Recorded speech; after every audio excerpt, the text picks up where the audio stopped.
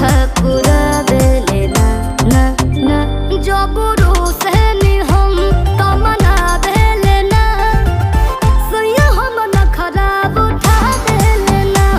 जबरू से नी हम तमना बेले ना सैया हम न खराब उठा बेले ना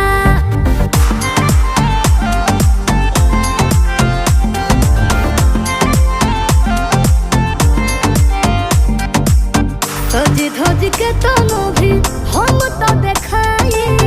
अब हूं न कर ले